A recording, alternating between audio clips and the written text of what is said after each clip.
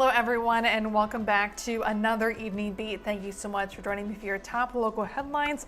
I feel like it has been quite a bit since I have sat down and done Evening Beat, as I was out of town all last week, and then before that we are kind of switching some things up here at KTTC. If you haven't noticed, I'm in a new setting today as we are building a new set for our digital shows just like this.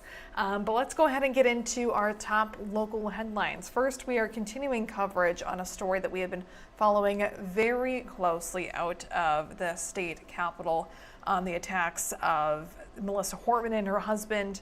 Let's see if I can get this video up. Representative Melissa Hortman and her husband Mark will lie in state on Friday. That's according to an announcement from Governor Tim Walz today. They'll be joined by their golden retriever Gilbert, who was also shot and killed. Melissa will be the first woman and one of the fewer than 20 Minnesotans to lie in state at the state capitol. The rotunda will be open for the public to pay their respects from noon until 5 p.m. We're also learning that there will be a private funeral for the Hortmans on Saturday. To our next story now, from fighting before a crowd to fighting for the crowd. Today, KTTC is speaking with businessman and retired MMA firefighter turned gubernatorial candidate Brad Kohler. The Champlin Republican stopping by our studio today, sharing more about his aspirations to eliminate the personal and business state income tax. Coming up tonight, we will hear from Kohler on the recent attacks on Minnesota lawmakers, civility in politics, and his desire to boost Minnesota's economy. This interview comes on the heels of a recent KTTC interview with Republican gubernatorial candidate Kendall Qualls and DFL Governor Tim Walz.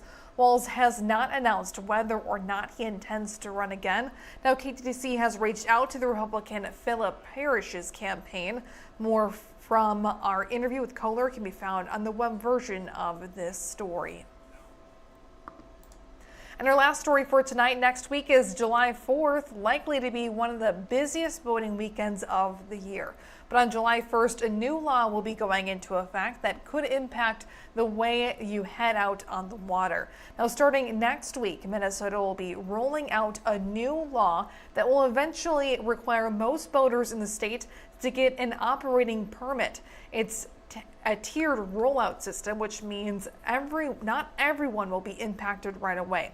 But the first round of boaters to fall under the new requirements will need to get a permit by July 1st. The first round of boaters that will need a permit are those born after June 30th, 2004. If you're considered exempt, you have to have a valid maritime license issued by the Coast Guard or from out of state, so long as you meet the boating requirements in your home state.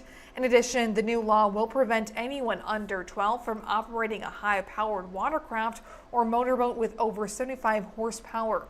Those under 12 can operate a motorboat under 75 horsepower if they're joined by an eligible accompanying adult.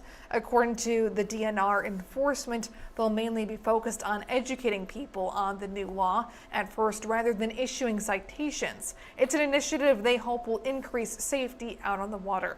Now again, each year we'll see a new age group required to get the permit until eventually in 2028, everyone born after 1987 will need one. Even if you're not the required age group yet, you can take the test now on the DNR website. The process, they say, lasts about 6 hours to complete. That permit then lasts for life. Well, that is a look at your top local headlines for this evening. I will see everybody back here tomorrow night at 7:30. Have a great rest of your Tuesday night.